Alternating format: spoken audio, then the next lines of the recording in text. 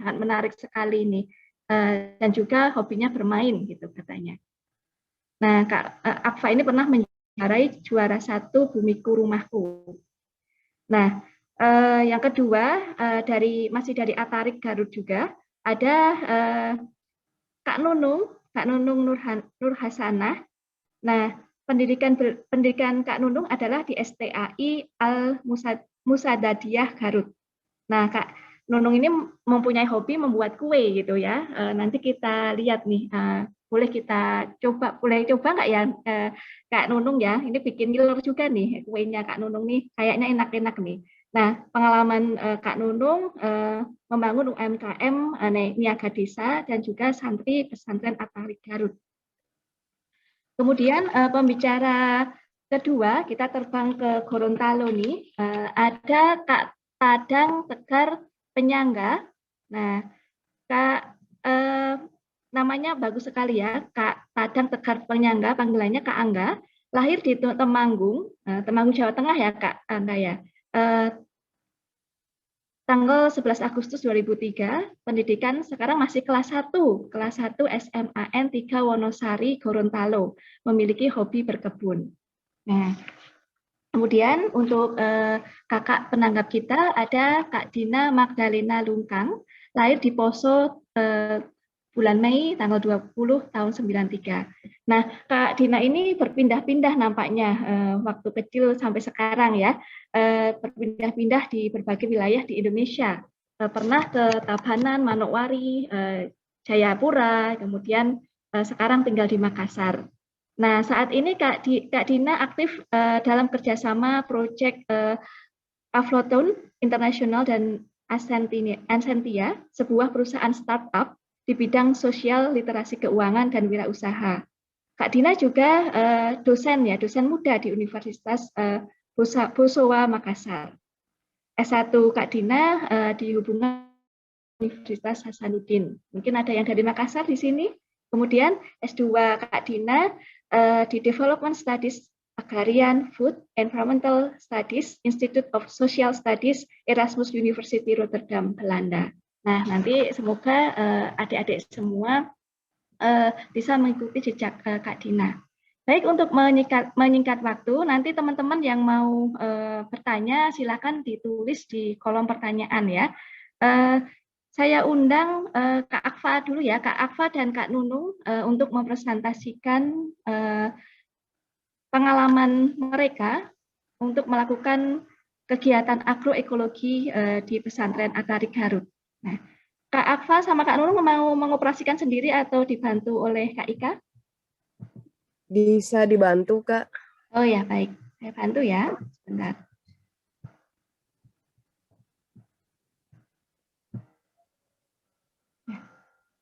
Sudah ya? Sudah muncul? Baik, silakan Kak Akfa dan Kak Nunung. Oke, teman-teman, perkenalkan nama saya Nunung Nur Hasanah. Kebetulan sedang ada gangguan sinyal untuk Kak Akfa-nya. Jadi di sini akan menjelaskan bagaimana sih pesantren Atorik itu. Oh ya, saya Nunung Nur Hasanah, saya adalah santri dari pesantren Atorik sejak tahun 2015 sampai saat ini.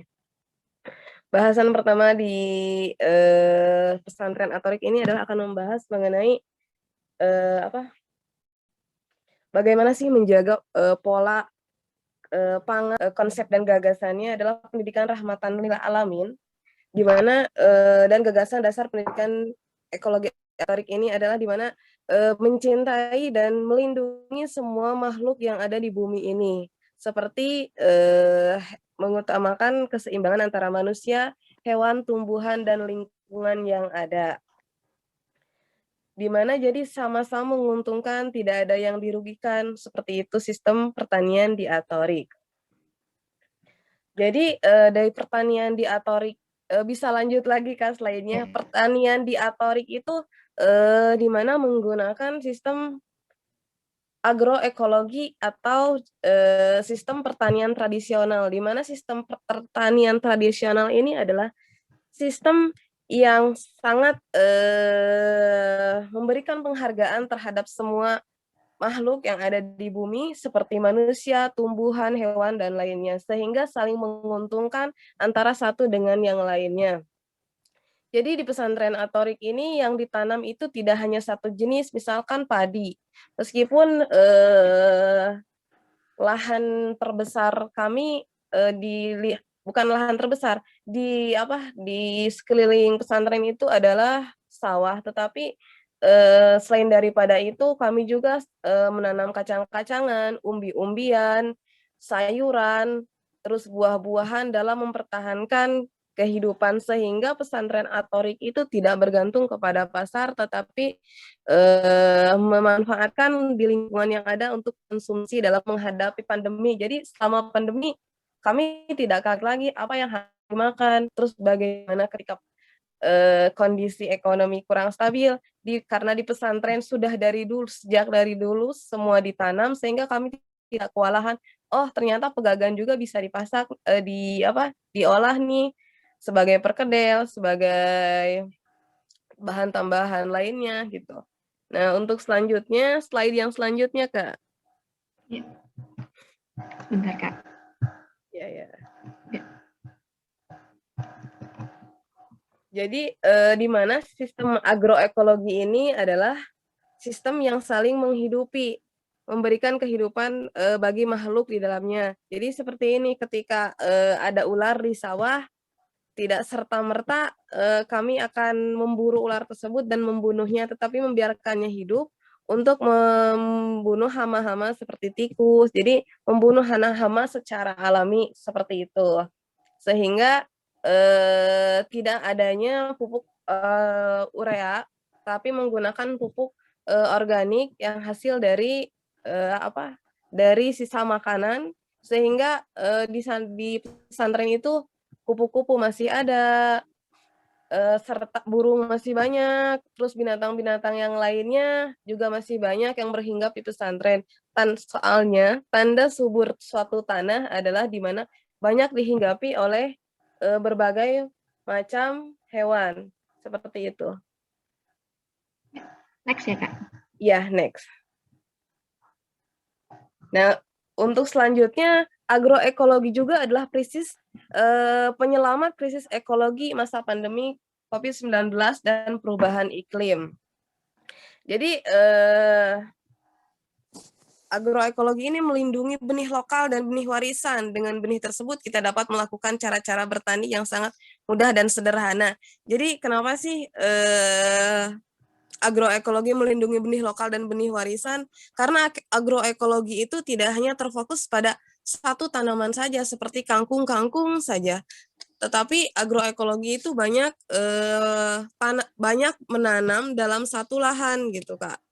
Tetapi tidak menghabiskan banyak air juga, terus kita tidak perlu mencangkul juga, kadang pakai tangan juga, jadi nggak perlu dengan hal-hal yang berat seperti itu gitu. Terus minimnya biaya produksi ya, tetapi panen berkualitas tinggi, panennya berlimpah dan berkualitas tinggi dikarenakan si tanahnya subur, karena agroekologi itu kan saling menguntungkan terus saling melindungi ya, Kak. Si tanahnya subur, terus hasil panennya berlimpah, karena tanah subur mendukung pertumbuhan suatu tanaman, terus sehingga selain berlimpah juga berkualitas tinggi. Kenapa berkualitas tinggi? Karena tidak menggunakan pupuk urea, tetapi menggunakan pupuk organik yang dihasilkan dari pesantren ekologi Atorik. Slide selanjutnya, Kak. Nah, kegiatan-kegiatan belajar di pesantren Atorik itu seperti ini. Kita mulai menanam, menyimpan benih, terus mengolah tanaman, terus mengurus tanaman itu oleh santri tersendiri gitu. Jadi tidak menggunakan oleh orang lain. Jadi menyimpan benih, menanam, mengolah sampai panen, dimakan oleh sendiri seperti itu. Sehingga kita tahu prosesnya, oh makanan ini sehat, karena kita tahu bagaimana sih proses selama dari pertanaman, pertumbuhan sampai hasilnya gitu, Kak. Oke, selanjutnya. Nah, jadi, makanan-makanan di pesantren Atorik ini tidak tergantung kepada pasar, meskipun ada beberapa yang kami butuhkan di pasar, tapi 80% olahan pangan di pesantren Atorik ini adalah dari pesantren tersendiri. Jadi seperti ini, seperti perkedel, tahu, daun kunyit, kan kita tahunya itu daun kunyit itu hanya untuk sebagai pembungkus makanan, atau mungkin teman-teman hanya tahu daun kunyit itu hanya nggak bermanfaat gitu, kunyitnya aja. Padahal di pesantren itu bisa diolah dengan menggunakan telur dan tahu, dan bagi kami itu adalah makanan yang luar biasa enaknya, karena kami sudah terbiasa dengan makanan-makanan yang organik.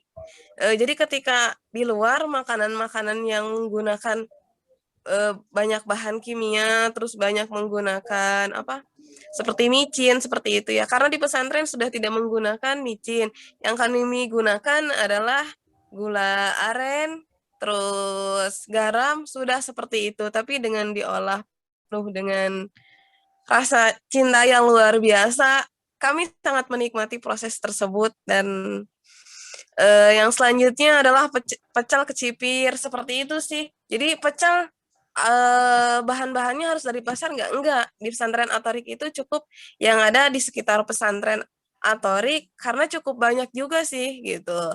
Nah, terus kita buat tumis kangkung, terus kayak buat, apa, teh rosella, kayak minuman teh herbal juga tidak perlu untuk beli, gitu. Kak Nunung, maaf, kira-kira 5 menit lagi ya?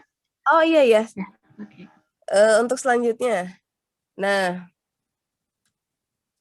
jadi benih-benih yang dipilih di pesantren Atorik itu adalah benih-benih pilihan.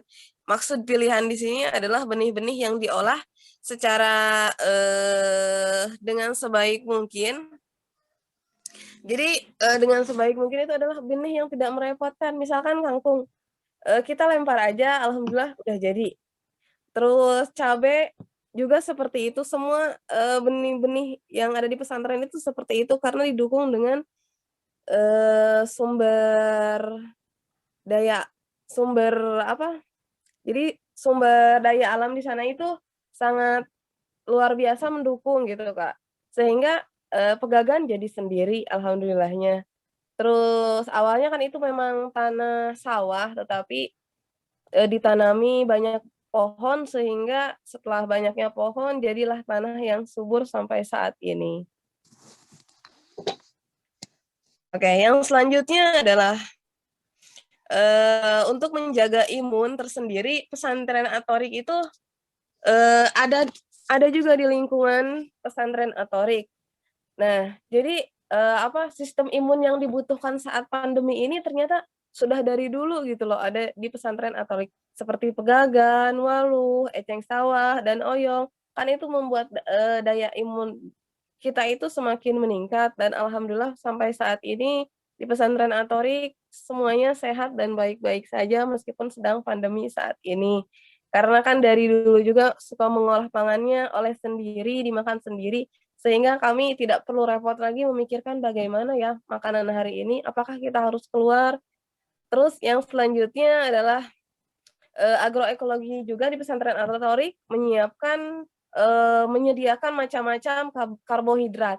Terus di pesantren Atorik juga tidak hanya mengandalkan beras, tapi umbi-umbian seperti ganyong, talas, singkong, terus apa lagi ya, gandum. Pokoknya semua karbohidrat itu hampir kami konsumsi, jadi, ketika tidak hanya mengandalkan beras, hari ini kita beras 2 hari, terus selanjutnya kita makan ganyong, terus selanjutnya, apa, singkong, meskipun pagi-pagi kita makan singkong, terus ya, enggak seharian full kita makan singkong ya, tapi pagi-pagi kita singkong, siang makan nasi, terus sorenya makan ganyong, sehingga asupan karbohidrat kita tercukupi. Dan, eee, pasokan di pesantren bukan pasokan, jadi kita tidak perlu takut lagi kita akan kurang karbohidratnya itu seperti apa gitu, tidak bingung lagi ketika harus nanti setelah tidak di pesantren, kalau tidak ada beras harus makan apa ya? Oh, ada umbi, umbi juga sama, mengandung karbohidrat. Nah, terus, di pesantren Atorik juga membuat minuman-minuman yang memang bisa memberikan daya imun yang tinggi. Terus minuman itu sebenarnya obat seperti Markisa, kan kita tahunya jus gitu. Terus minuman teh herbal Rosella seperti tulang ungu yang cukup kami sering makan, terus kami sangat menikmatinya seperti itu. Selanjutnya, nah di pesantren Atorik juga, alhamdulillah semua santri ikut berperan dalam pengolahan tanaman, terus pangan, sehingga semua santri memiliki keahlian di bidangnya masing-masing. Misalkan saya bagian kue nih, bagian melukis benih, terus ada yang lainnya bagian teh herbal, bagian selai, sehingga semua santri memiliki keahliannya masing-masing. Terus semua santri dengan keunikan, keaneka ragaman kekreatifannya santri tersebut. Jadi banyak produk di pesantren itu adalah hasil olahan santri tersendiri. Selain daripada itu, setelah lulus dari pesantren ekologi Atorik, tentunya banyak ilmu yang didapat untuk mempertahankan diri dalam melanjutkan kehidupan, sehingga tidak bingung lagi apa ya yang harus dilakukan setelah nanti lulus dari pesantren. Oh iya ya, kan kita itu di Indonesia banyak eee, apa, eee, banyak bahan-bahan, bahan-bahan dari petani, maksudnya, olahan hasil pertanian yang bisa diolah menjadi suatu makanan, sehingga tidak bingung lagi, "Oh, ini ternyata yang harus diolah yang menjadi makanan," terus kita jual, terus kita, seenggaknya sebelum kita jual, kita konsumsi dulu buat diri kita dan keluarga, seperti itu. 2 menit lagi ya, Kak Iya, Nunung ya? jadi setelah lulus dari bukan setelah lulus, biasanya setelah dari lebaran itu kita memiliki, bekal tersendiri karena, kita diajarkan di sana, eee, bukan hanya bagaimana kita, menanam, panen, terus mengolah, tetapi bagaimana cara kita, menjualnya, hasil olahan dari pesantren tersebut. 2 menit lagi ya, Kak. Semoga, Ya. apa yang disampaikan saya memberi wawasan untuk teman-teman bahwasannya bertani itu sangat mudah, tergantung dari mana kita memulainya gitu. Bertani mudah, terus cara mempromosikannya juga sekarang apalagi ya media internet sangat banyak, tinggal kita mau berprosesnya seperti apa, seperti itu. Ya, Sudah, oke. Kak? Atau Iya. gimana? Ini menambahkan dikit, kalau nggak salah di pesantren ekologis juga ada zonasi ini ya, Kak, mana yang boleh ditanam, mana yang untuk misalkan bangunan. Nah ini Oh, iya, iya yang ya. Kak Nunung sama Kak Akfa liatin ini eh, lokasi pesantrennya ya ini ya.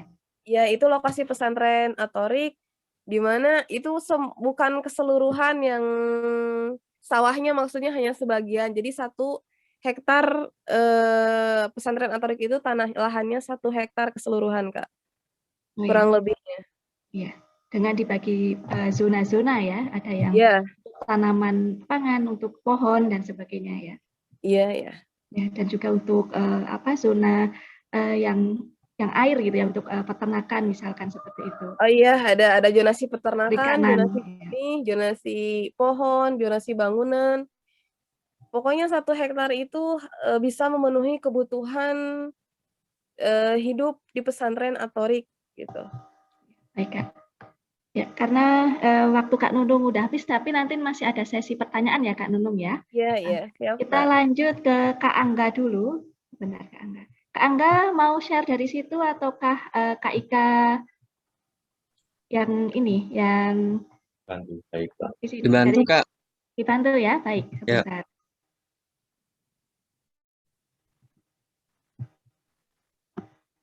Bentar Kak Angga.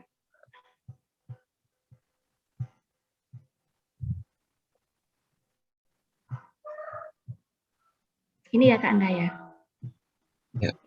Ya, silakan Kak Angga. Assalamualaikum warahmatullahi wabarakatuh. Selamat siang Bapak Ibu, teman-teman peserta meeting Zoom. Perkenalkan, nama saya Tandang Tegar Priyangga, biasa dipanggil Angga. Saya masih duduk di SMA kelas 1 SMA. Saya ingin memberi presentasi, yaitu memerangi kerawanan pangan, membangun resiliensi komunitas selama pandemi. Tolong di next, Kak. Ini kondisi di sana ya, Kak ya? Ya.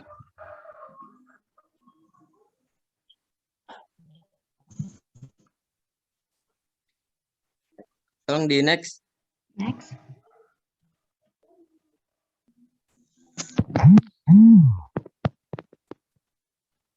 Nggak muncul nih kondisi di sana. Nggak jalan. Muncul kan, Kak Angga? Belum. Belum. Oh, belum. Telat di situ ya? Iya.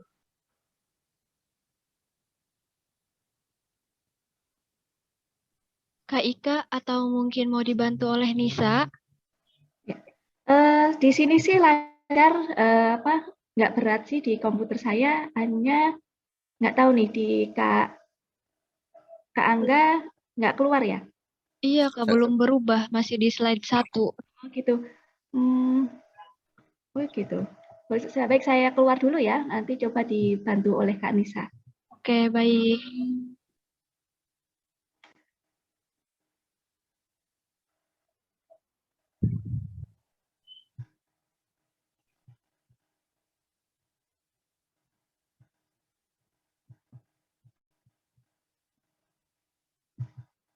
Apakah sudah terlihat?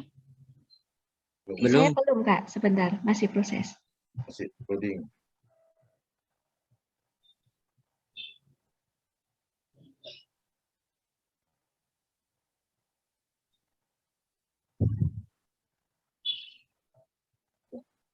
Ya, sudah, Kak.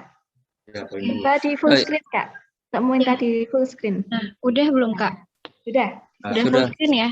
Ya, Ya. udah. Langsung ke slide 2 aja sepertinya ya, Kak? Iya. Ya.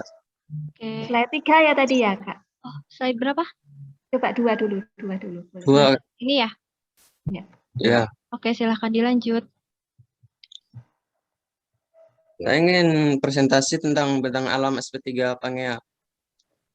Wilayah SP3 Pangea adalah lokasi transmigrasi untuk 200 kakak, yaitu dari daerah Jawa dan Gorontalo. Wilayahnya berbatasan langsung dengan kawasan hutan, yaitu hutan konservasi, Suaka Marga Satwa Nantu, dengan hutan HKM atau hutan kemasyarakatan. Dan untuk luasannya wilayah SP3 itu sekitar 400 hektar. Dan untuk kondisi bentang alam, umumnya itu pegunungan dan berbukit dengan tingkat kemiringan di atas rata-rata 20%. Dan tanaman utama warga lokal yakni jagung dan cabai. Ada juga yang lain seperti kopi, pisang, jeruk, dan umbi-umbian. Dan untuk kondisi tanah masih relatif subur dengan lapisan permukaan cukup tipis, cocok untuk semua jenis tanaman. Tolong di next, Kak.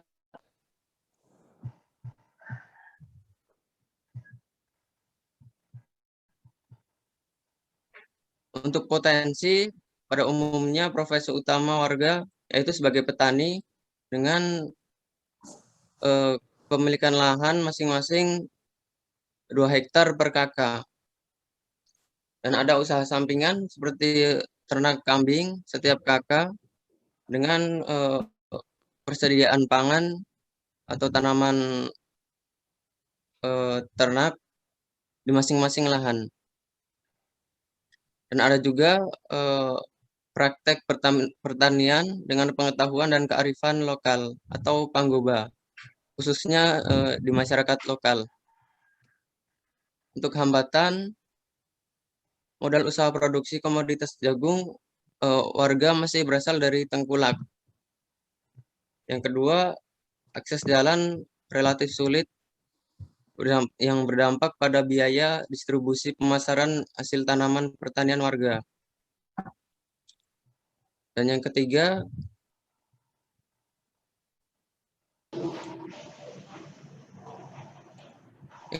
benih lokal jenis tanaman seperti jagung yang berjenis Binde hulapa dan padi ladang seperti Ponelo putih yang adaptif terhadap iklim semakin langka. Next, Kak.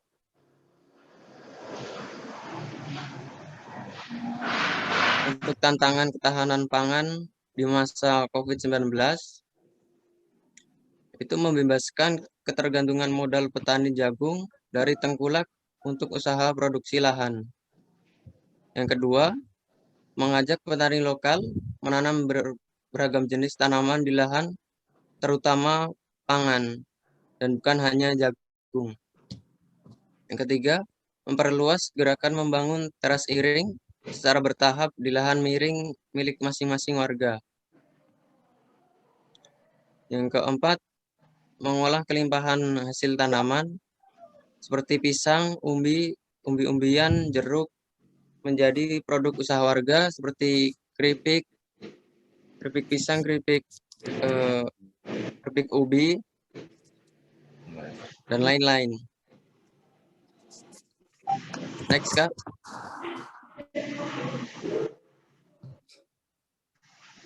Untuk kemitraan itu didukung oleh GEF SGP dan kelompok masyarakat Marsudi Lestantun dengan kegiatan pengolahan lahan miring yang berkelanjutan. Dan juga Teras Mitra dengan program sekolah kampung. Dengan Agraria Institute dengan program kearifan dan pengetahuan lokal atau Panggoba. Dan juga dari LPPM Universitas Negeri Gorontalo dan UMGO Muhammadiyah melalui program pengabdian pada masyarakat atau KKN. Dan sekarang masih di sana. Dan juga didampingi oleh Agraria Institut Gorontalo. Next, Kak. Lihat grup sebelah.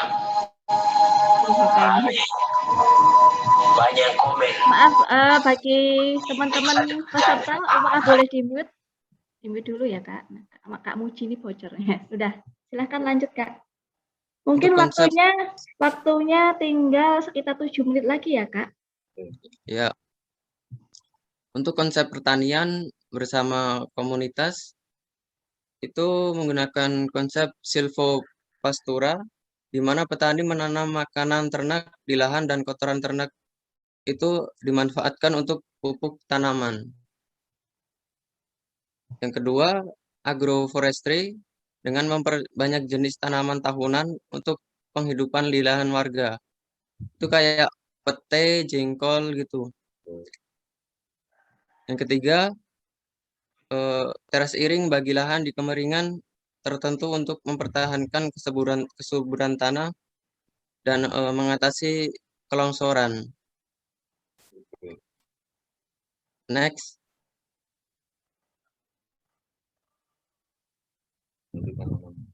Untuk jenis tanaman penghidupan masa COVID itu seperti coklat, pisang, jeruk, ubi kayu, dan pete.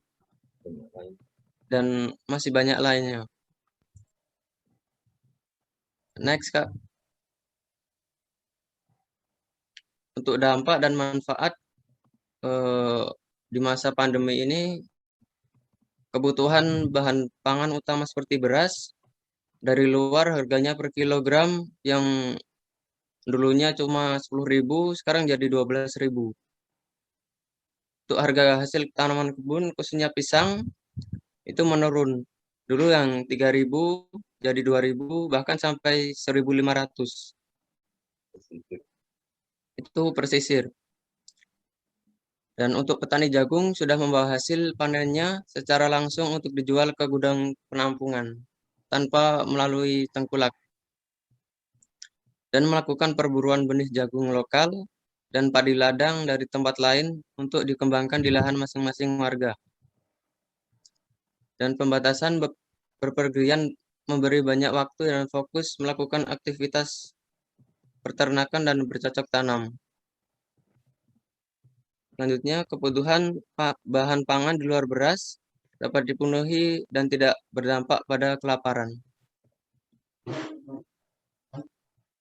Next, Kak. Untuk harapan agar ketahanan pangan dan nutrisi di Gorontalo terjaga. Itu memperkaya tanaman di lahan dan pekarangan dengan berbagai jenis tumbuhan baik musiman, tahunan untuk gudang alam warga. Dan menjalankan praktek bercocok tanam dengan pengetahuan dan kearifan lokal atau panggoba untuk mengurangi biaya dan menekan pencemaran bahan kimia sintesis. Dan memuliakan benih-benih tanaman lokal baik padi ladang dan jagung yang mempunyai kemampuan beradaptasi terhadap perubahan iklim di Gorontalo.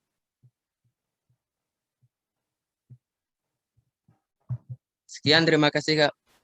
Ya, baik, terima kasih Kak Tandang. Ya. Ya, mungkin sebelum ke Kak Dina, Kak Ika ada kuis dulu ya. Ini nanti teman-teman yang bisa jawab silakan ketik di kolom chat itu. Nanti siapa yang tepat dan cepat akan mendapat hadiah, akan dipilih oleh panitia. Nah, kalau teman-teman tadi mendengarkan presentasi di awal ya sama Kak Kiki sama Kak Latifah itu di sesi 1, apa sih tujuan pembangunan berkelanjutan nomor 2 dan 3? Coba ya. Kami tunggu jawabannya, silakan ketik nanti Kak Disa akan menilai siapa yang cepat dan tepat. Tujuan pembangunan berkelanjutan atau Sustainable Development Goals SDGs nomor 2 dan 3. Boleh nyontek, boleh lihat buku, lihat Google atau apa, silahkan. Nanti siapa yang cepat, dia yang dapat. Oke, Kak Nisa nanti dibantu ya, Kak, memilih siapa yang cepat dan tepat. Baik, setelah dua pembicara dari Garut dan Gorontalo, kita persilahkan Kak Dina. Nah, Kak Dina yang cantik, apakah slide-nya perlu kami bantu, Kak? Bisa saya handle, bisa. Mbak Ika? Terima kasih. Oke, silakan. Coba ya, saya sharing. Mungkin bisa diberi izin dulu untuk screen sharing-nya. Benar. Belum saya jadikan ini ya, Mbak Dina ya.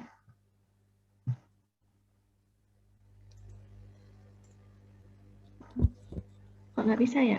Kak Nisa, apakah bisa diizinkan untuk screen sharing, Kak Nisa? Oh iya, sebentar ya, Kak. Iya. Iya.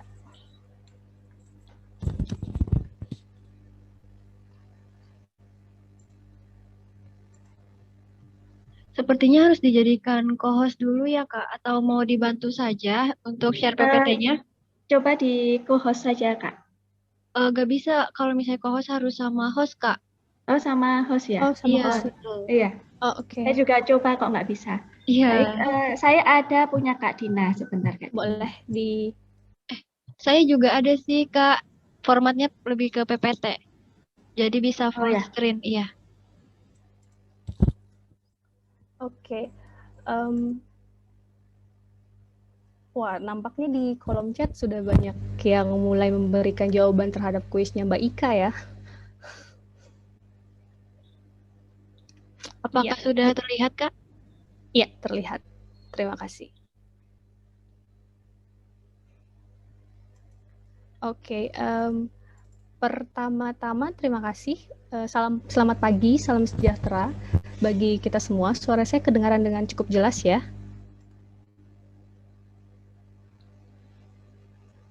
Jelas, Kak Dina. Oke, baik. Terima kasih. Pertama-tama saya mau mengucapkan terima kasih kepada Detara Foundation atas undangannya untuk menjadi penanggap di sesi kedua ini, karena melalui web talk ini saya bisa berjumpa dengan adik-adik yang sangat inspiratif atas apa yang mereka lakukan dan kerjakan di komunitas mereka masing-masing. Ada dari pesantren ekologis At-Tariq Garut ya, yang diwakili oleh Akfa dan juga Nunung kalau saya tidak salah. dan juga ada dari Kampung Saritani Gorontalo, ada adik Angga. Mungkin slide selanjutnya. Karena keterbatasan waktu, kayaknya saya tidak akan berpanjang-panjang ria, karena forum ini saya harapkan yang menjadi bintang utamanya adalah adik-adik, adik Alfa dan juga adik Angga, untuk kemudian berbagi sharing pengalaman mereka sebagai sesama anak muda dengan teman-teman yang hadir. Nah, sedikit saja untuk latar belakang, bahwa saya salah satu penerima beasiswa Stunet Studi in Netherlands tahun 2017 yang diberikan oleh Nufik Neso dan pemerintah Belanda, sehingga saya berkesempatan untuk melanjutkan sekolah, puji Tuhan, di negeri Belanda, di Den Haag lebih tepatnya. Dan kalau ada satu hal yang kemudian bisa saya sharing dan bagi, dan juga mungkin bisa tarik kesimpulan dari apa yang di-sharing dan dibagikan oleh Akfa dan juga Angga, adalah bagaimana kemudian anak muda bisa berkontribusi, bisa membantu dan membangun komunitas mereka di lingkungan mereka sendiri. Tidak usah jauh-jauh seperti yang tadi mungkin sudah dikatakan oleh Bu Latifah di sesi pertama. Jadi karena kesempatan saya untuk melanjutkan kuliah di Belanda, saya melakukan penelitian yang memang fokusnya pada petani muda. Mungkin slide selanjutnya bisa diperlihatkan. Nah, bisa dilihat itu foto di sebelah kanan adalah foto dari komunitas tani Sulawesi Selatan, di mana saya melakukan penelitian. Komunitas ini merupakan berpusat di Pinrang, Sulawesi Selatan. Bagi teman-teman mungkin ada yang familiar, ada yang berasal dari Sulawesi Selatan juga. Di sana saya bertemu dengan petani-petani muda, dengan anak-anak muda, mungkin tidak semuda Akfa dan juga Angga ya, yang berusia mungkin masih 16-17 tahun. Yang saya temui itu paling muda 17 tahun dan yang paling tua 30 tahun. Dan memang mereka berkecimpung menjadi petani, lebih khususnya itu adalah petani padi, petani di sawah. Nah, mereka sharing hambatan yang mereka jalani sebagai petani muda dengan identitas muda yang dilekatkan kepada diri mereka. Ada semangat yang luar biasa yang dibawa, yang saya dapatkan dari mereka. Mereka memiliki semangat untuk berkomunitas, untuk berjejaring.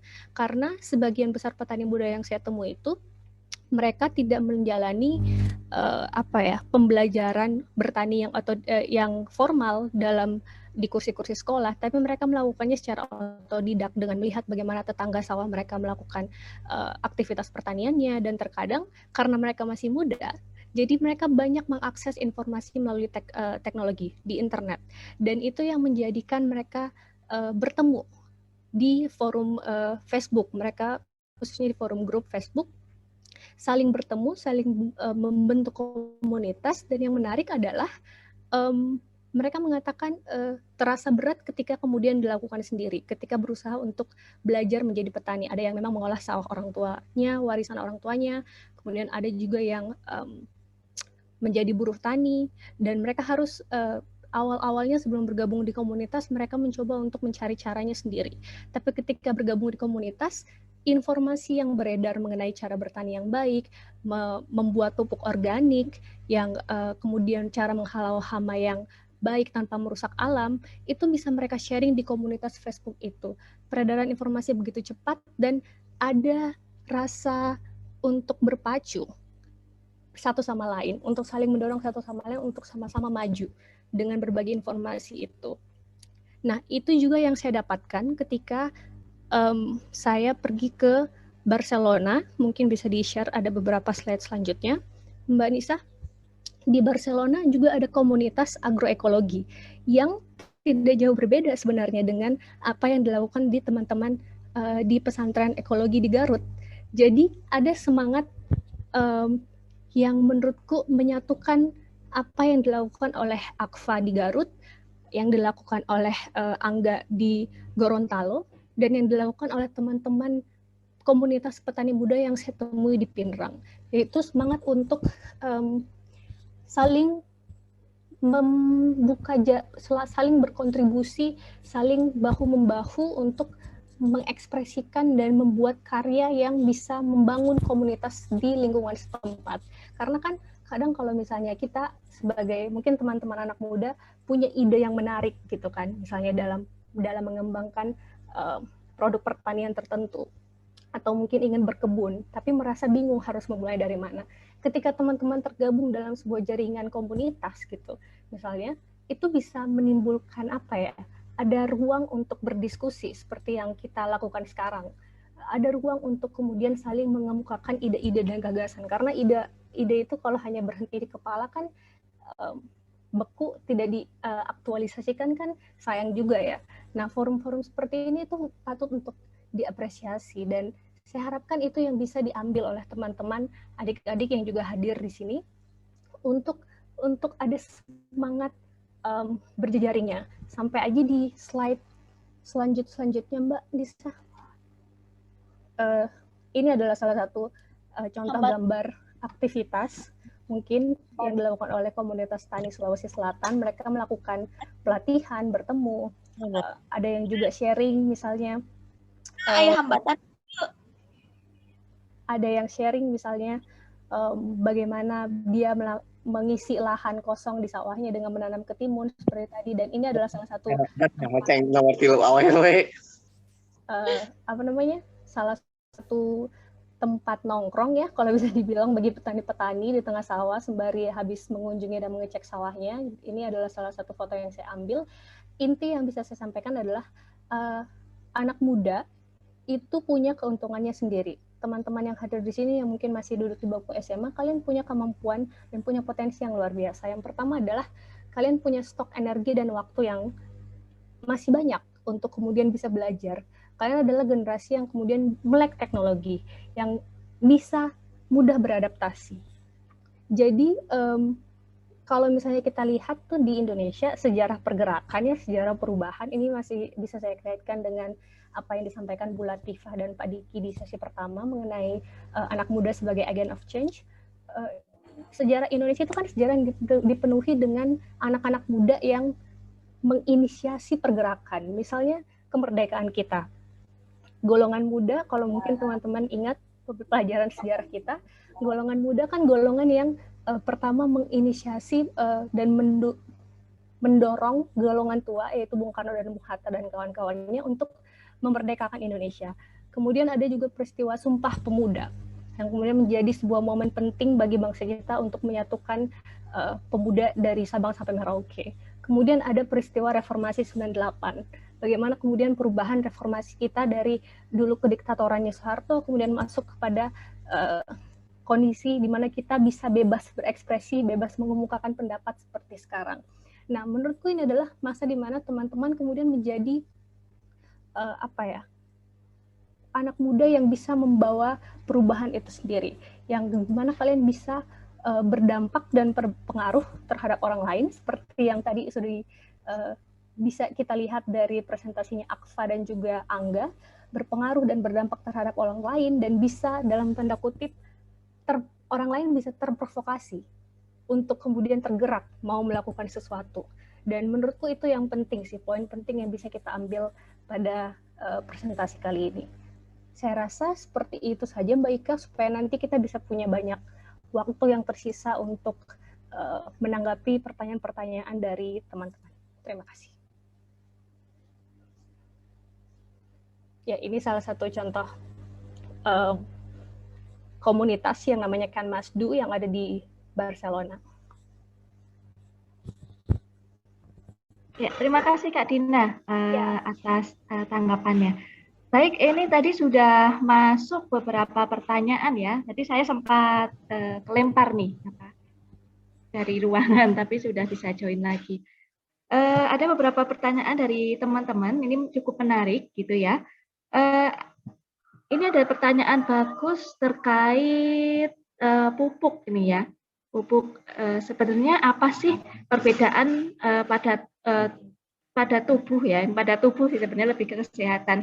Ketika kita mengkonsumsi tanaman yang menggunakan pupuk organik dan anorganik gitu, ini sebetulnya dijawab oleh pakar kesehatan, tapi bisa dijawab melalui pendapat oleh Kak Nunung dan Kak Akfa coba di pesantren Atarik Garut. Nah, kenapa sih di Atarik memilih yang organik gitu, nggak pakai kimia?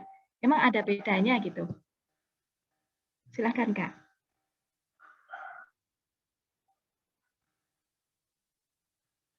Ya. Kak Nunung, Kak Akfa? Halo? Ya. Oh iya, baik. Maaf, barusan ini apa sinyalnya sedang kurang bersahabat. Untuk pertanyaannya bisa diulangi nggak, Mbak? Ya. Ini ada dari Kak Muhammad Abib Abi Bulah, nah dari Ponpes Unmas Ujanmas Sumsel, ingin bertanya sebenarnya apa sih perbedaan kalau kita mengkonsumsi tanaman yang kita pupuk pakai organik dan yang tidak pakai pupuk organik, misalkan kimia tadi disebutkan ada urea gitu ya, terhadap tubuh kita gitu. Oke, perbedaannya menurut pengalaman pribadi saya ya, ketika saya di pesantren mengkonsumsi makanan yang menggunakan pupuk organik, badan itu lebih rentan terkena penyakit, lebih rentan sakit, jadi lebih banyaknya badan kita tuh fresh, terus kita nggak mudah mengantuk, terus apa ya, pokoknya lebih rentan daripada penyakit. Berbeda lagi setelah saya pernah beberapa bulan tinggal di luar selain dari pesantren Atorik, saya mengkonsumsi makanan-makanan yang menggunakan pupuk urea gitu. Ke sayanya lebih entah mungkin sudah terbiasa dengan pupuk organik, jadi lebih mudah sakit, mudah lemes seperti itu sih. Karena kan sangat jelas pupuk organik itu adalah pupuk yang sehat gitu. Selain sehat untuk diri kita juga sehat selama proses terhadap pertumbuhan tanaman tersebut gitu. Terima kasih Kak Nunung. Kak Akfa, apakah mau menambahkan Kak Akfa? Tidak, Kak. Pertanyaan yang lain saja. Oh ya, nanti ya pertanyaan yang lain ya. Mungkin oleh Kak Angga di Gorontalo sendiri, Kak Angga tinggal di Desa Saritani ya, kawasan transmigrasi ya Kak Angga ya tadi ya. Nah, sepertinya petani di sana termasuk kalangan anak muda. Nah, kayak Kak Angga ini sudah mulai beralih juga nih ke pertanian organik gitu. Kalau Kak Ika pernah dengar ceritanya gitu dari Kak Angga. Apa sih apa yang sebetulnya mendorong kenapa mau beralih ke organik gitu Kak Angga di Gorontalo sendiri?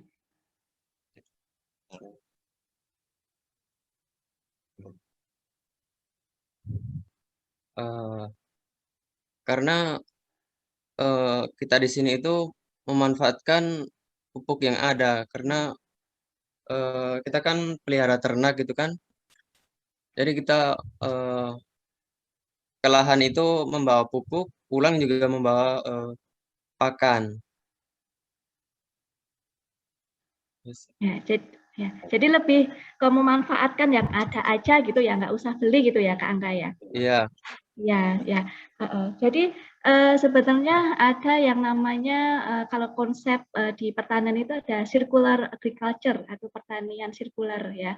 Mungkin Kak Dina juga sangat familiar, apalagi saat ini Belanda sedang menggaung-gaungkan namanya pertanian sirkular atau ini circular agriculture ini ya.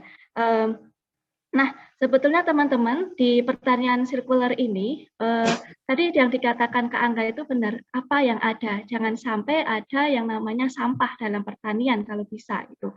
Jadi semuanya akan menjadi siklus, tadi kotoran hewan, gimana caranya agar tidak menimbulkan gas metan dan juga gas-gas yang menyumbang gas rumah kaca atau GRK lainnya gitu. Bagaimana caranya diolah dan kemudian menjadi nutrisi bagi tanah gitu yang diserap oleh tanah gitu. Nah, itulah salah satu konsep sirkular dalam pertanian. Nah, tadi kalau pengalaman Kak Nunung sendiri menggunakan pupuk organik ini katanya lebih sehat gitu ya. Dulu sebelum masuk pesantren ya sering sakit atau apa gitu. Tapi dengan organik ini lebih sehat katanya pengalaman Kak Nunung.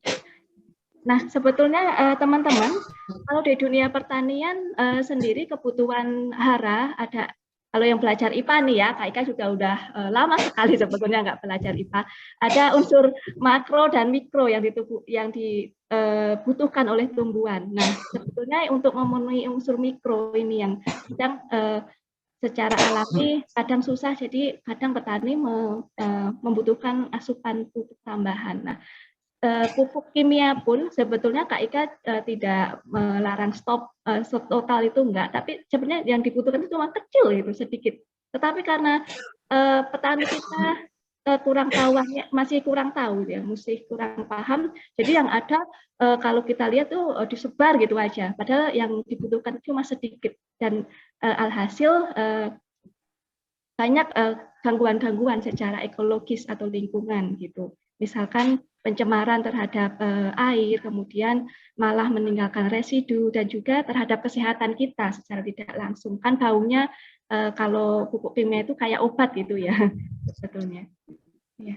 Mungkin dari Kak Dina ada tambahan? Iya, mungkin tidak terlalu banyak ya Mbak Ika, karena saya latar belakangnya memang dari segi studi pembangunan internasional, jadi mungkin melihatnya memang dari segi aspek sosialnya dan segala macamnya, aspek sosial, ekonomi, politik ataupun budaya. Saya jadi teringat dulu waktu memang masih di Belanda sempat ada memang perkuliahan tentang ini, tentang penggunaan pupuk anorganik atau pupuk kimia yang memang dilakukan oleh perusahaan-perusahaan besar. Memang pelakunya tuh seringkali penggunaan pupuk kimia itu seringkali digembar-gemborkan sampai ke tingkat daerah, ke petani, bahwa ini bisa untuk meningkatkan produksi dan segala macamnya, tapi tidak dibarengi dengan semacam pemberitahuan bahwa kalau misalnya digunakan terus-menerus, pertama itu akan merusak tanah itu sendiri, tanah akan menjadi kurang gembur dan unsur haranya juga akan berkurang dan tidak sustainable ya, tidak berkepanjangan, karena ujung-ujungnya yang sering dirasakan itu juga terjadi, misalnya contohnya di India, para petani banyak menggunakan pupuk anorganik, pupuk kimia yang memang disediakan oleh perusahaan besar gitu untuk kemudian didorong mereka pakai. Produksinya mungkin memang meningkat, tapi hanya berlangsung selama satu kali musim panen, sehingga setelah habis satu kali musim panen, untuk musim berikutnya tanah yang mereka harus upayakan itu jauh lebih susah untuk kemudian dikultivasi kembali, untuk kemudian digunakan kembali. Jadi memang antara pertanian, pangan, dan lingkungan itu tiga hal yang saling berkaitan satu sama lain. Kita tidak bisa hidup tentu saja tanpa adanya makanan yang kita konsumsi, dan pertanianlah proses aktivitas pertanian yang memproduksikan makanan itu terhadap kepada kita. Kalau misalnya dari proses pertanian itu, dari proses penanaman sampai kemudian proses panen tidak memperhatikan aspek lingkungan, tentu bukan hanya produk yang dihasilkan itu bisa membawa dampak yang kurang baik di tubuh kita, tapi juga terhadap lingkungan itu sendiri gitu. Dari FAO sendiri, Organisasi Pangan Internasional, memang sudah mengemukakan, ada hasil penelitian bahwa kita perlu meningkatkan hasil pangan kita karena kemungkinan akan adanya krisis pangan dikarenakan kerusakan lingkungan yang semakin parah. Jadi memang seperti yang dikatakan oleh Mbak Ika, penting disadari konsep mengenai circular agriculture itu sendiri, bahwa diusahakan untuk tidak ada residu yang bisa membahayakan lingkungan dari proses pertanian itu. Karena bukan hanya untuk kebaikan tubuh kita, tapi untuk kebaikan lingkungan kita. Itu juga. Itu yang sepertinya juga dibawa narasi yang dibawa oleh teman-teman di pesantren ekologi At-Tariq ya. Bagaimana mereka tidak hanya bermanfaat untuk tubuh, tapi juga tetap menjaga lingkungan. Seperti itu. Ya, betul sekali Kak Dina. Jadi konsep besar sebetulnya kalau kita peduli lingkungan, tadi di sesi 1 mungkin Kak Latifah dari Detara sempat menyebutkan bahwa hakikatnya itu manusia ada 3 hubungan gitu ya. Pertama dengan Tuhan, kemudian dengan manusia itu sendiri, dan yang ketiga dengan lingkungan. Lingkungan itu ya nggak hanya diri kita atau teman kita, tetapi ada hewan, tumbuhan, dan sebagainya, dan juga lingkungan hidup yang mendukungnya seperti air, tanah, dan sebagainya. Ya, tadi menyambung sekali dengan yang disampaikan oleh Kak Nunung dari pesantren At-Tariq itu, konsepnya seperti itu. Kita hidup ini berdasarkan segitiga cinta gitu ya, menghargai semua gitu. Ya. Baik, pertanyaan selanjutnya ini Kak, ada pertanyaan dari Kak Maria dari B. Ya, ini tentang bagaimana sih tipsnya cara meningkatkan kualitas dan kuantitas pangan? Nah, ini tidak hanya kualitas tetapi juga kuantitas secara jumlah gitu ya, tanpa menyebabkan kerusakan lingkungan gitu. Nah, siapa dulu nih yang mau jawab? Kak Akfa tadi internetnya udah terkoneksi belum nih tadi? Kak Akfa, apakah bersama kita? Oh, iya, Ya. ini Mau mencoba menjawab gimana siap. sih caranya biar kualitas dan juga kuantitas pangan yang kita hasilkan itu tidak mempengaruhi kerusakan lingkungan gitu. Jadi dalam bertani itu kita pertanian kita itu secara kualitas bagus, secara kuantitas banyak gitu, tetapi tanpa menyebabkan kerusakan lingkungan gitu, Kak Akfa. Oh, itu tentunya memakai pupuk organik, Kak. Karena Salah satunya memakai pupuk organik ya. memakai pupuk organik, Kak. Ya. Karena nggak ada efek sampingnya bagi lingkungan kalau pakai pupuk organik. Ya, terus apalagi nih Kak yang sudah dilakukan oleh pesantren Atarik di pesantren Atarik nih? Memakai pupuk organik, kemudian apalagi nih yang biar nggak rusak tapi kualitas dan kuantitasnya itu masih bagus gitu. Kayak tadi misalkan Kak Nunung kan di fotonya presentasi Kak Nunung tadi banyak ya hasil-hasil pertaniannya bagus-bagus gitu. Ada obat-obatan gitu, ada sayuran gitu. Sampai bisa dijual juga oleh pesantren. Bisa dibuat sirup, bahkan untuk kecantikan tuh lulur gitu ya. Nah, apa sih rahasianya Kak Nunung kalau bisa berbagi? Kak Nunung? Halo? Ya Kak Nunung bisa.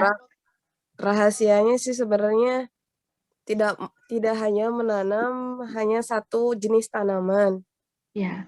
Nah, polikultur ya Kak ya, tidak satu macam aja gitu ya. Ya, jadi monokultur. Jadi selain daripada banyaknya jenis tanaman, terus pertanyaan tadi itu kan bagaimana sih agar kuantitasnya kualitas, terus apa harus tadi itu? Kuantitas, jumlahnya juga mencukupi gitu Kak. Ya.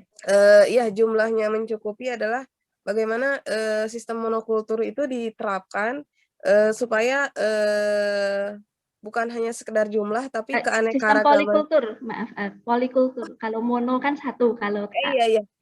Sorry. Nah, sistem polikultur itu digunakan gitu, sehingga bukan perlu banyak sebenarnya bagi kita semua teman-teman, tetapi bagaimana asupan gizi dalam bentuk sayuran atau ketahanan pangan itu dapat memenuhi tubuh kita tersendiri gitu, seperti itu Mbak. Ya, baik. Tadi kalau yang Kak Ika tangkap itu tadi pertama upayakan menggunakan pupuk organik gitu kata Kak Alfa.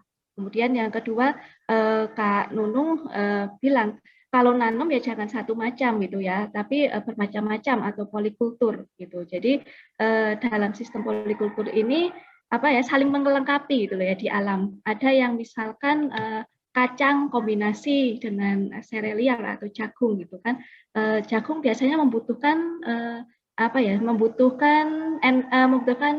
nutrisi yang tinggi. Jadi disupport oleh kacang karena kacang dapat kalau dalam yang di bawah tanah itu yang akarnya itu ada bintil-bintilnya tuh kalau kacang-kacangan itu yang bisa menangkap nitrogen secara bebas itu kan. Jadi saling mensupport, saling mendukung gitu.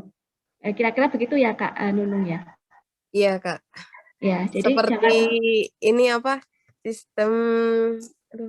sistem agroekologi, jadi saling agroekologi, saling menguntungkan. Kita harus menghormati hewan yang ada di tanah, kemudian hewan yang misalkan berkeliaran di kebun atau sawah itu. Bahkan kita karena apa namanya, misalkan ada ular gitu, nggak langsung dimatikan gitu ya Kak tadi ya di pesantren agroekologi tadi.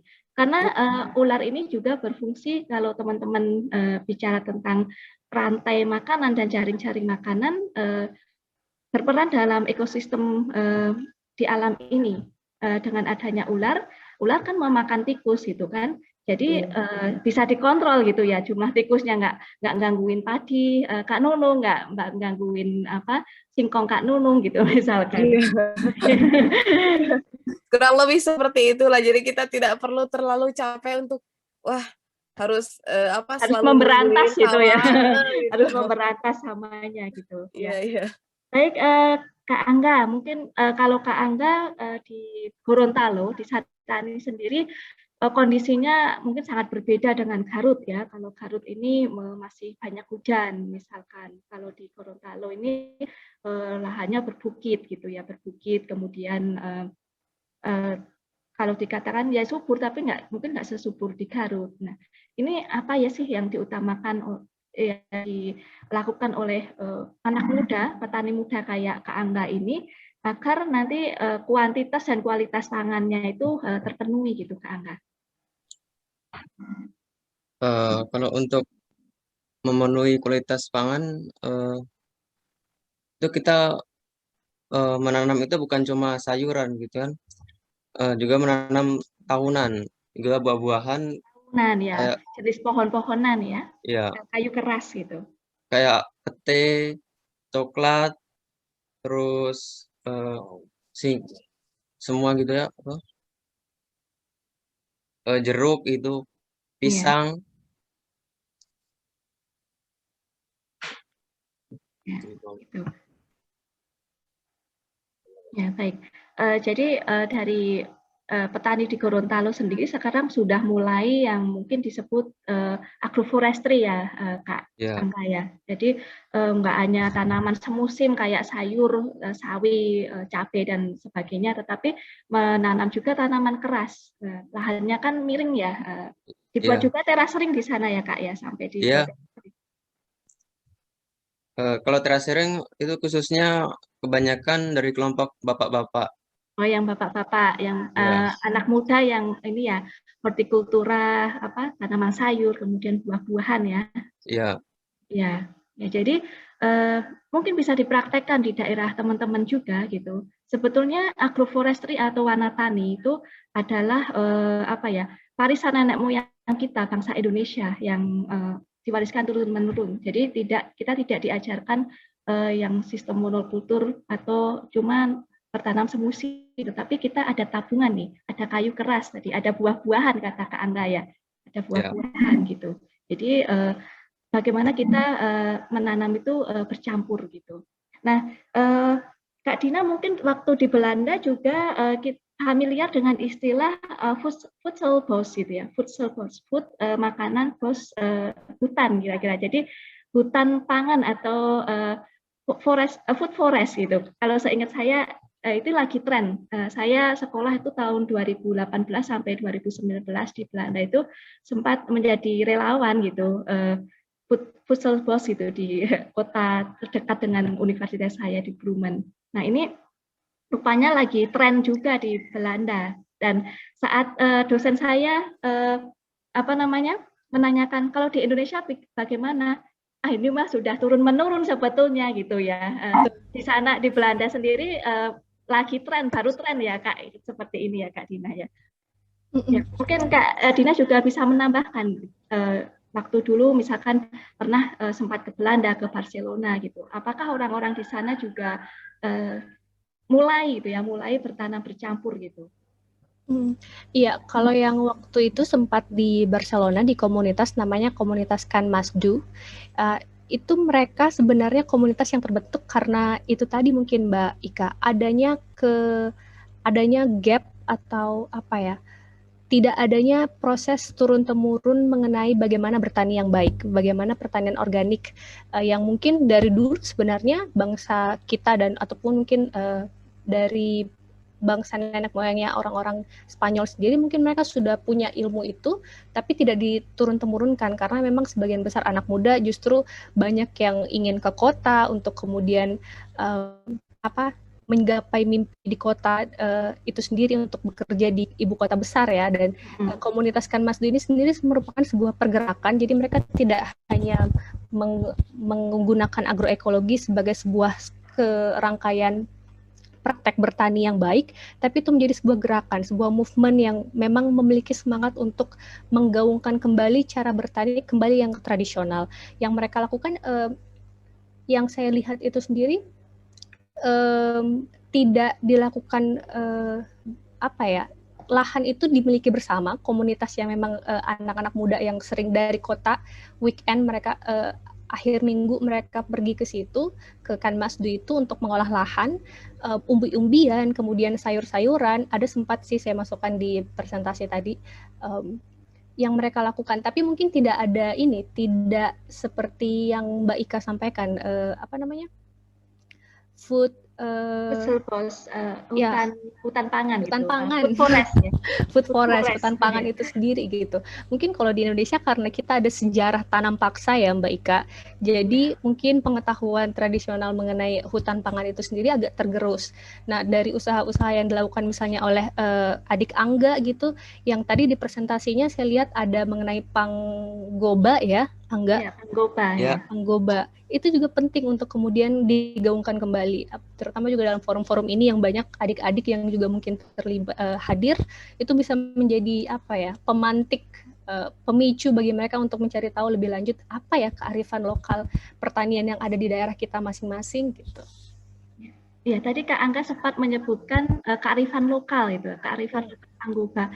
Apa sih sebenarnya Kak Angga panggoba ini? Sebenarnya ilmu atau apa itu loh, di Gorontalo sangat terkenal sekali nih. Mungkin bisa berbagi nih Kak Angga. Ya.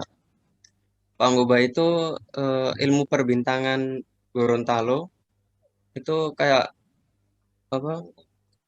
pengetahuan musim tanam, kalau musim musim hama, musim kayak belalang, tikus gitu kan. Jadi kita tahu kapan musim-musim hama-hama itu ada.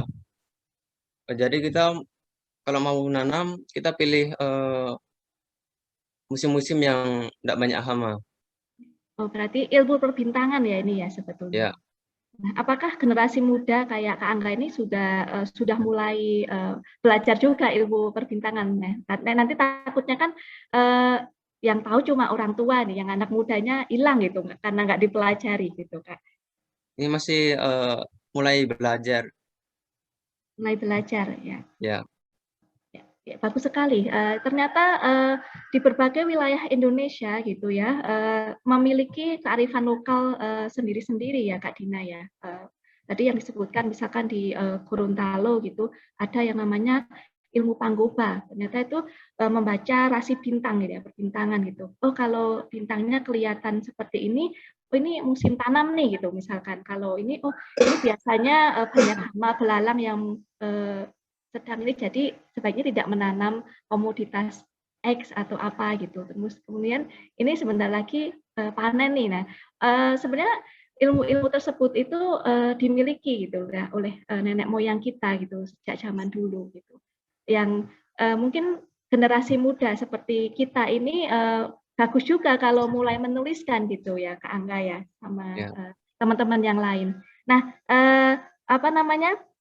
untuk Kak Akfa dan juga Kak Nunung, kalau di Jawa Barat sendiri, khususnya mungkin di Garut, apakah ada kayak kearifan lokal atau pengetahuan lokal yang secara turun-temurun itu diajarkan oleh nenek moyang kita gitu kalau di Jawa Barat?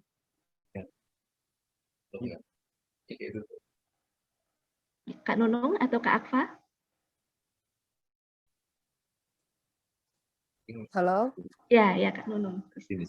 Ini, halo Kak Akfa. Halo Teh. Ada jawab yang lain aja Teh. Oh ya udah. Akfa mau menjawab pertanyaan lain. Halo. Halo. Iya. Sebentar, ini tidak muncul di layar. Kede- Oh, ada. ya, kedengeran kok, Kak. Iya, oke. Kearifan lokal di Garut yang secara turun-temurun apa ya? Kalau di Gorontalo tadi ilmu perbintangan ya. Kalau di Garut, saya rasa kalau di Garut sama aja seperti pertanian pada umumnya yang saya ketahui ya. Eh, tapi entahlah kalau ada ilmu-ilmu pertanian dari nenek moyang dahulu di Jawa Barat. Tetapi yang saya Kayak ketahui bagaimana kayak talun gitu, Kak. Talun itu kan semacam kebun gitu ya kalau di Sunda itu. Itu sebetulnya juga warisan nenek moyang nggak sih, Kak? Kan kalau yang saya dengar nih, dulu saya sempat tinggal di Bogor gitu ya waktu kuliah gitu, ada talun gitu. Talun itu apa gitu? Ternyata berkebun campuran juga gitu. Nah ini barangkali juga apa ya, hal yang diwariskan oleh nenek moyang kita sebetulnya, Kak Nunung, di Jawa Barat. oh ya, itu mungkin di Bogor, kalau di Garut, saya baru mendengar ada kata talun untuk, suatu perkebunan gitu. Mungkin Iya. jadi setiap daerah-daerah Jawa Barat itu memiliki, apa, warisan nenek moyang dalam pertanian. Kalau di Garut, menurut saya pribadi, umum-umum saja dengan pertanian yang, lain.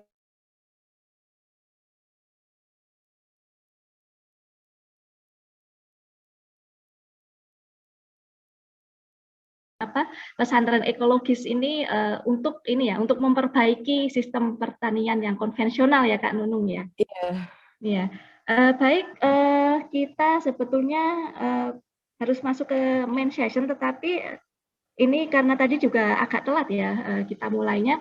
Kak Ika buka lagi deh satu pertanyaan, mungkin dari teman-teman bisa melayangkan pertanyaan secara langsung, nggak usah ditulis. Coba siapa yang mau bicara secara langsung? Saya pingin nih gantian nih ya Kak ya, Kak Dina sama Kak Nunung juga Kak Angga. Siapa yang mau bertanya? Silakan. Yang pertanyaannya belum Kak Ika sebutkan, coba bicara langsung. Bisa ini raise hand mungkin atau Ini di dibaca. kolom chat udah ada nih Kak, yang dari Tara. Oh, ada Kak Tara. Oh, Kak Tara mau menyampaikan sendiri, Kak Tara. Saya undang Kak Tara. Mana nih Kak Tara? Kak Tara masih bergabung dengan kita? Iya, iya masih Mbak. Ya, silahkan Kak Tara. Saya nggak hidupin facecam ya, soalnya agak nge-lag Ya, gitu. tidak apa-apa, tidak apa-apa. Yang Iya, penting suara jelas. iya, ya. Jadi seperti yang saya sampaikan di kolom komentar, saya sering sekali ya melihat berita di mana petani kita itu hidup di bawah rata-rata gitu. Mereka itu ya hidupnya kurang sejahtera, dan sering melihat berita juga itu di mana petani dia ditangkap karena nanam pakai bibit sendiri, bibit yang mereka buat sendiri, bukan beli dari kayak perusahaan-perusahaan gitu. Itu kan biasa ada ya petani-petani yang dikumpulkan sama mereka, habis itu dikasih tahu gitu bibit unggul dari mereka gitulah. Nah, jadi bukan hanya itu, petani juga nggak bisa memilih harga jual produk mereka sendiri, di mana para pembelinya itu menekan mereka, meminta untuk menjual dengan harga yang serendah mungkin. Bukan hanya itu, Indonesia juga sering kali ya impor barang dari luar negeri, padahal hasil dari bumi kita, dari Indonesia itu sendiri melimpah gitu. Nah, jadi menurut kakak bagaimana hal yang bisa kita lakukan untuk membantu petani? Ya gitulah kurang lebih. Iya. Kadang ini ya, kasihan ya petani ya, mau membuat benih sendiri kok malah disalahkan gitu ya, yang ada harus beli gitu ya. Ketika misalkan beli belum tentu bagus juga gitu. Ketika panen melimpah gitu, malah harga turun gitu ya. Terus kita masih impor gitu ya. Nah ini coba mungkin pendapat dari Kak Nunung nih, kalau seperti itu gimana sih Kak gitu? Oke. Jadi kalau ya gimana? ya, Gimana jadi Kak? kalau di pesanan agak tarik tadi kan apa ya, berusaha menyemai benih lagi gitu yang sudah ada, kemudian dilindungi, kemudian nanti dipakai lagi, disimpan, dipakai lagi gitu. Nah, menanggapi hal tersebut gimana nih Kak Nunung? Gimana Oke, kalau petani menurut disuruh beli gitu? menurut pandangan saya tersendiri tadi kan ada yang ketika panen harganya seenaknya tengkulak gitu loh.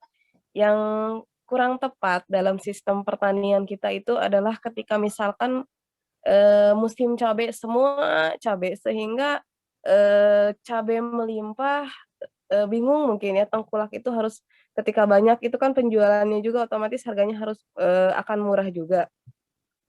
Nah, seperti salahnya di sana ketika bawang semua bawang sehingga harga itu anjlok. Tetapi sistem pertanian yang seharusnya kita ketahui adalah jadi menanam berkelanjutan. Jadi saya mendapatkan ilmu dari masyarakat ketika cabai atau bawang. Jadi cabai itu ketika murah kita nanam, ketika harga tinggi juga kita masih tetap nanam gitu, harus berkelanjutan supaya setidaknya petani itu dapat hidup dengan sejahtera. Jadi jangan musiman gitu loh. Kalau cabai bulan Januari cabai, nanti April, setelah itu nanam lagi cabai lagi gitu. Jadi antara modal dan hasil itu berimbang gitu, Mbak. Terus pertanyaan yang kedua adalah ditangkap Tentang tentang yang benih Kak, benih, heeh, ya, benih benih lokal nih.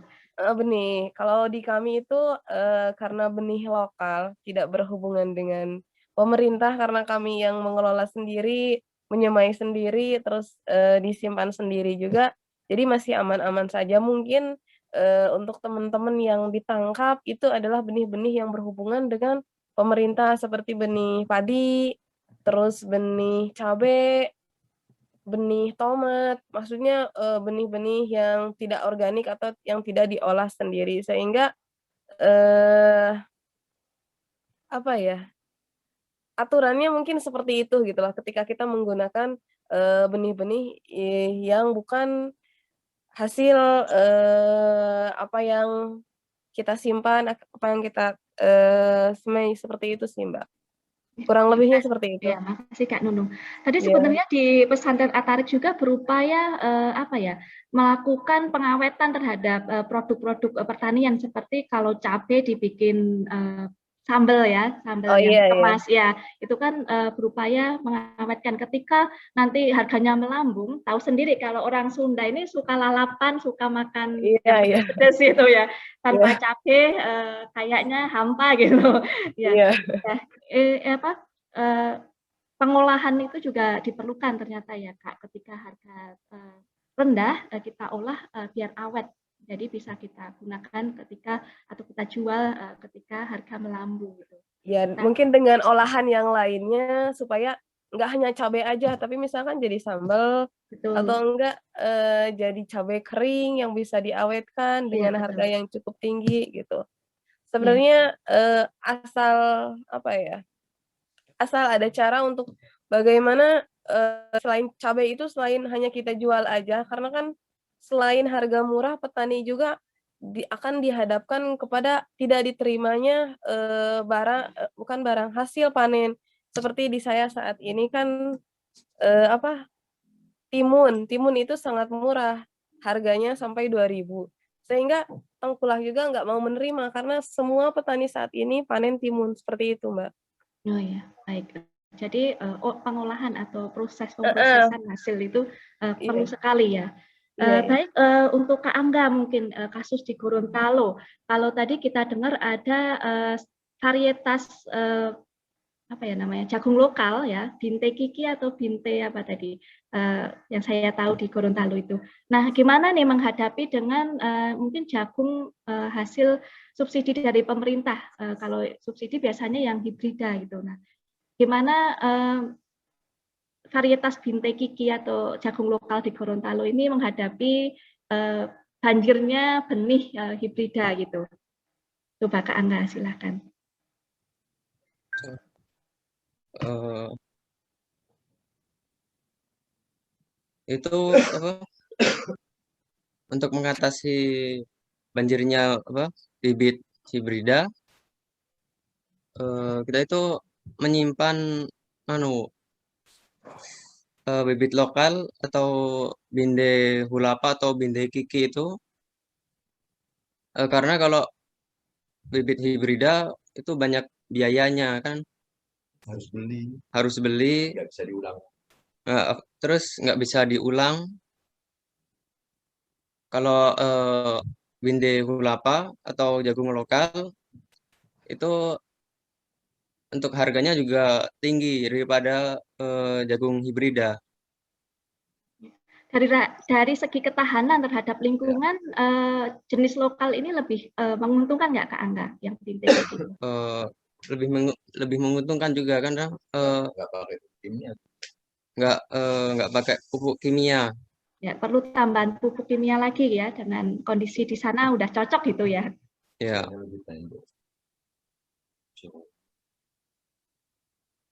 Sekian. Ya, terima kasih ya.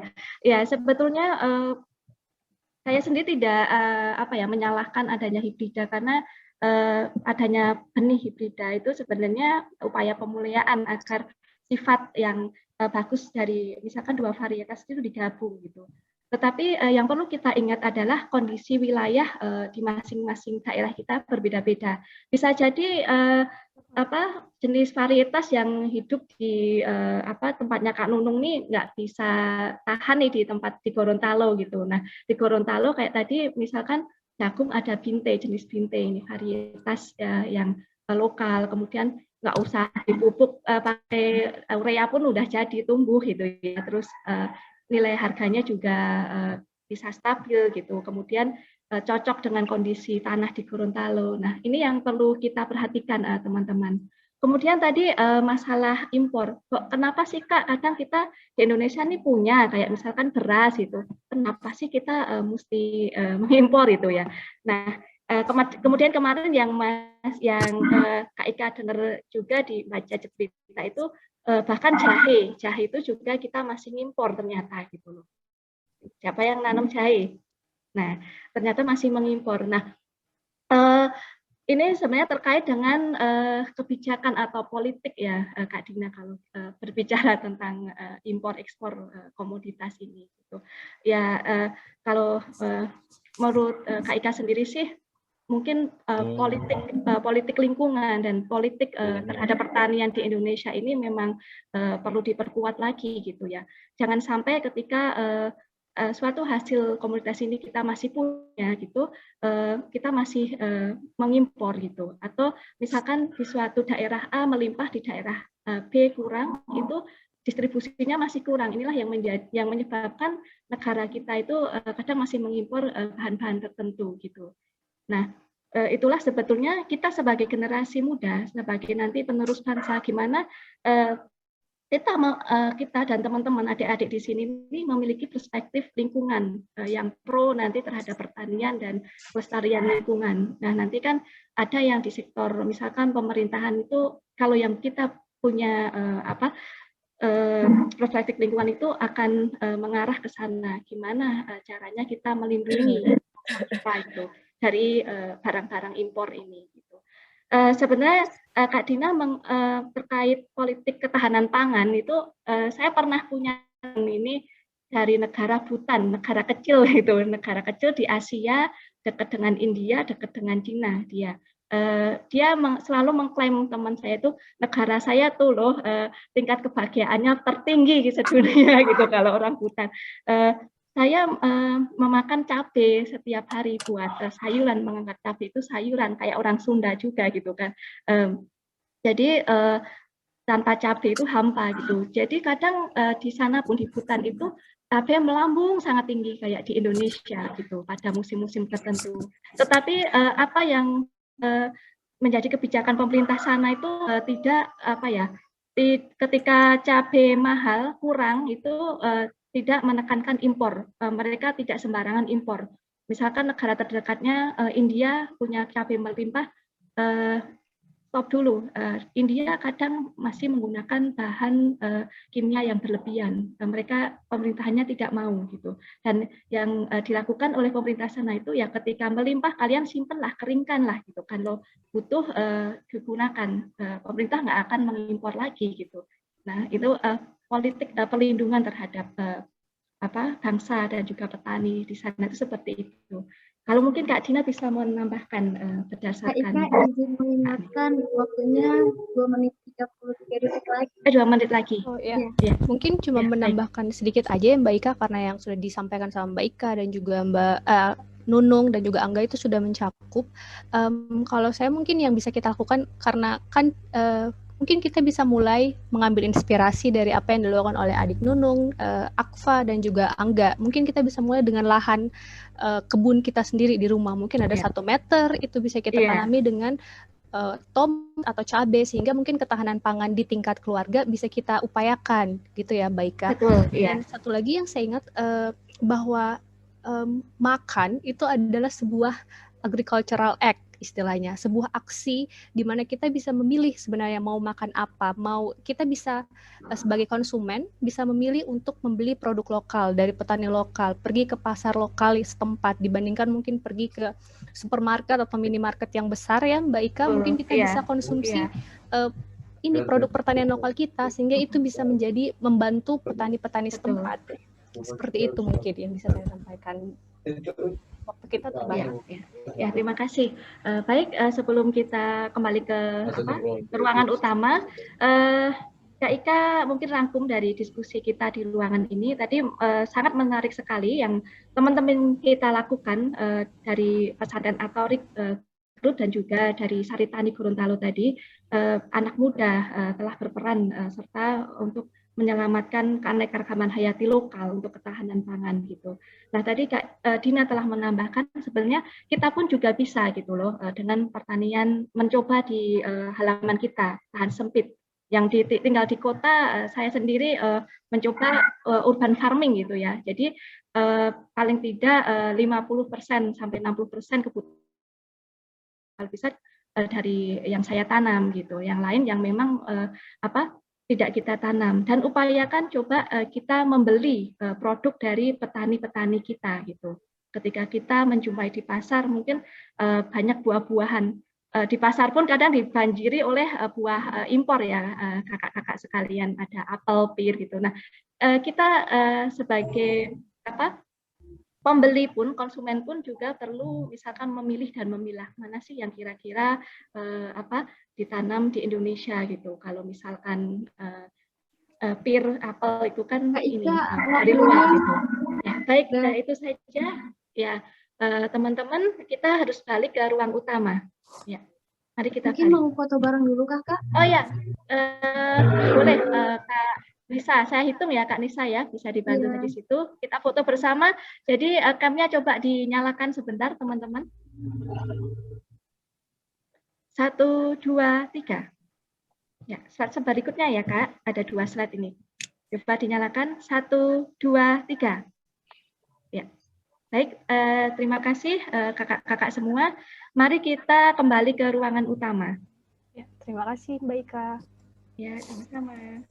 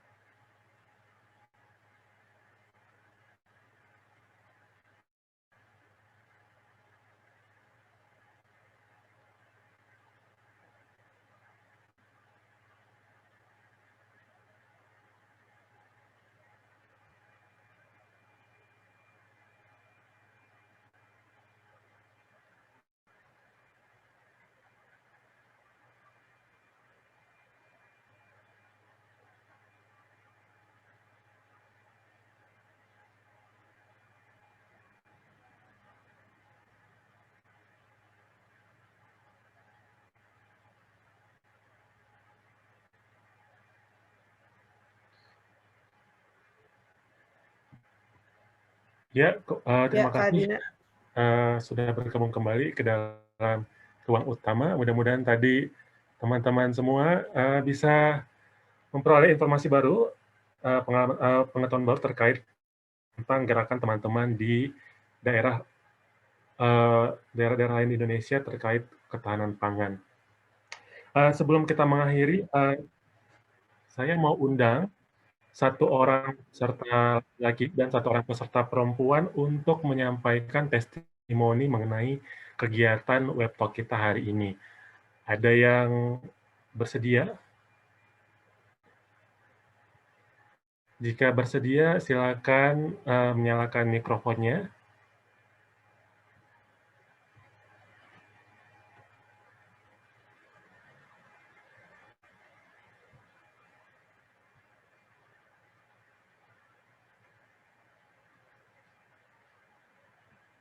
Halo, ada yang mau coba?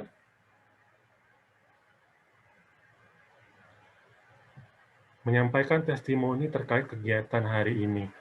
Atau saya coba ambil dari ini deh, dari daftar peserta.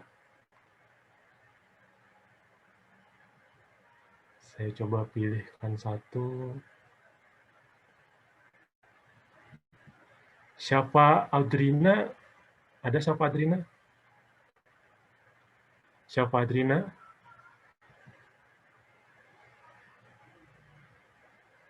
Halo.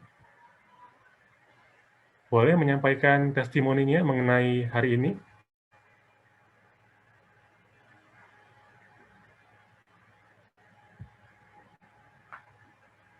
Ada.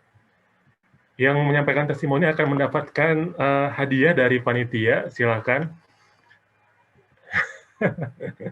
Ini nggak ada yang mau hadiah nih. Ini buat kawan semua nanti jadinya.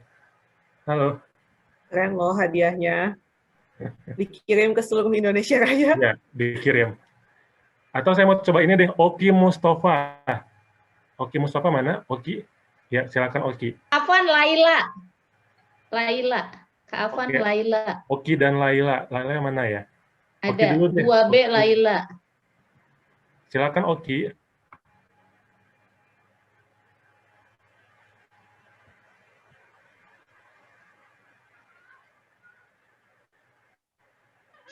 Oke, silakan nyalakan mikrofonnya.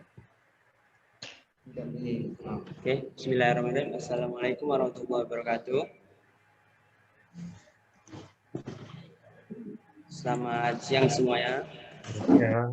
Perkenalkan, saya Evan Nuraman dari MA Fatela Tarempa, Kabupaten Anambas, Riau. Untuk testimoninya, materi yang saya dapatkan dari website ini itu banyak ilmu yang saya dapatkan, terutama dalam pembangunan berkelanjutan seperti yang dipaparkan oleh para pemateri, terutama tadi di grup 2B. Kemudian materi yang disampaikan juga sangat jelas dari Kak Latifa dan materi-materi yang lainnya. Saya harap juga kedepannya lebih sering dilaksanakan web talk seperti ini untuk generasi yang akan datang, karena saat ini kan kita di masa pandemi, jadi untuk tatap muka langsung itu kesempatannya mungkin lebih sedikit. Ya, demikian dapat saya sampaikan. Assalamualaikum warahmatullahi wabarakatuh. Waalaikumsalam. Terima kasih Oki Mustafa dari MA Fatayla Tarempa dari Kepulauan Anambas. Berikutnya Laila. Laila. Laila. Halo, adik Laila. Tadi Laila.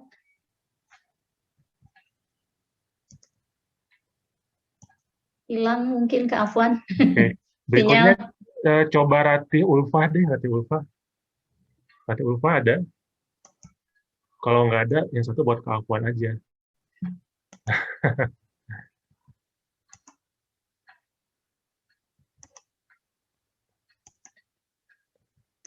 Ya, nggak ada. Novalia Nur Fitriani.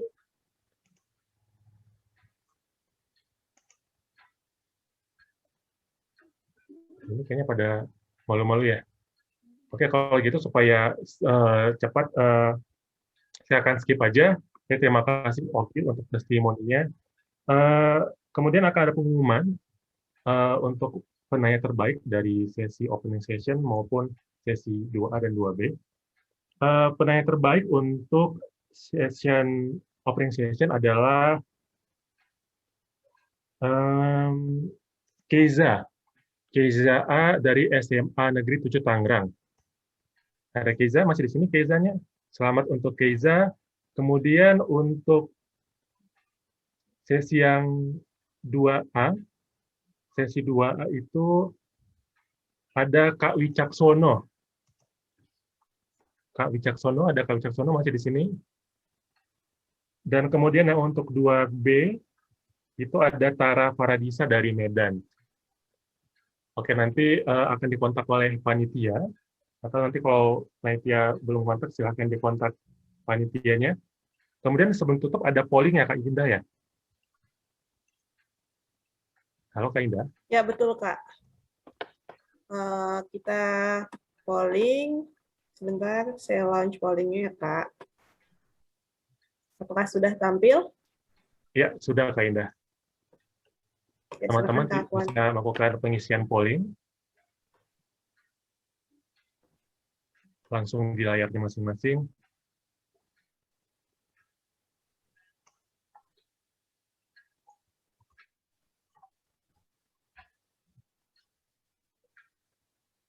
Polling akan berakhir dalam 26 detik lagi.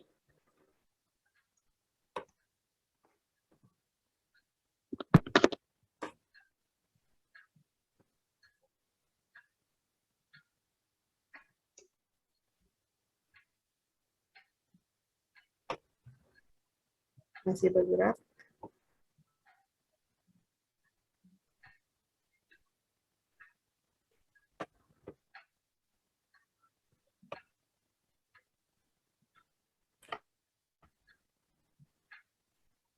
Ya, baru 45 orang yang ikut vote.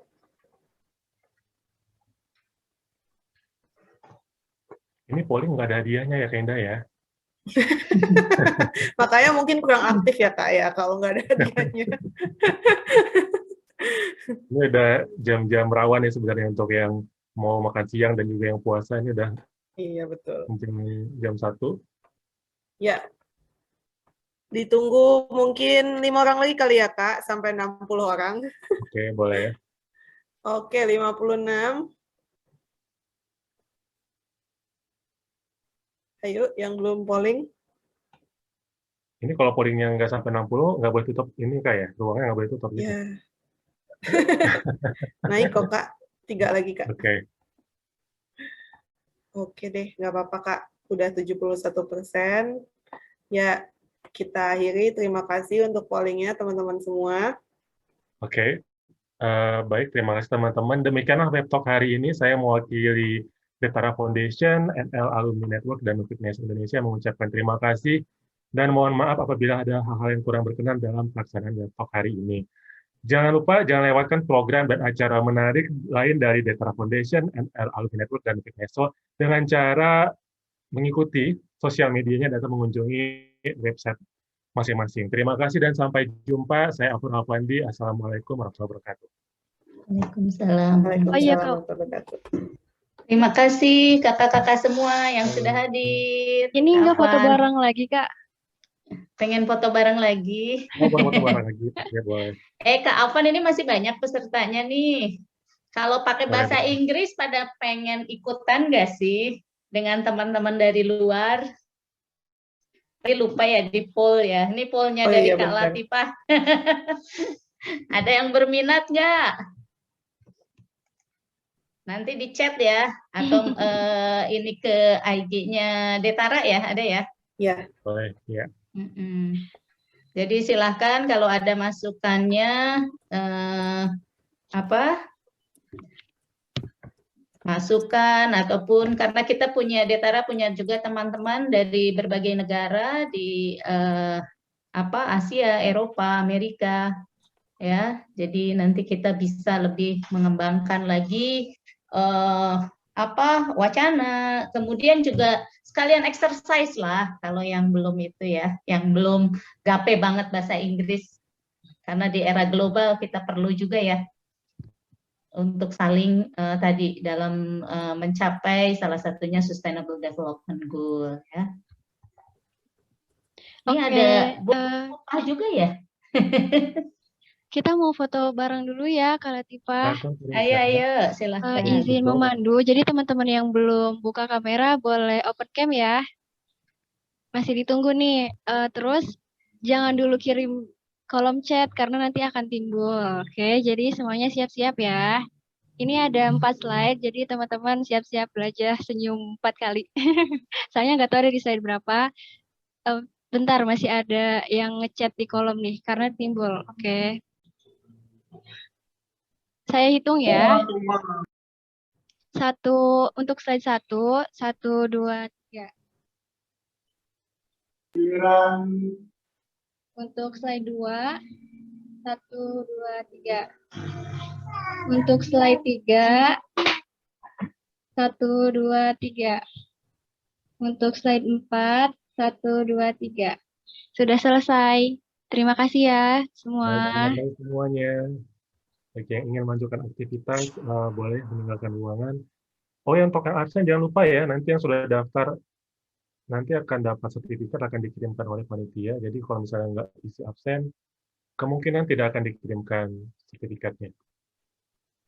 Oke, Kak Afwan, Kak Latifah, Kak Indah, izin live ya. Terima kasih. Ya, terima kasih. Terima kasih yang sudah Terima kasih. Terima kasih banyak, Kak. Terima kasih semuanya. Terima kasih untuk dari Nufik Neso, Holland Alumni.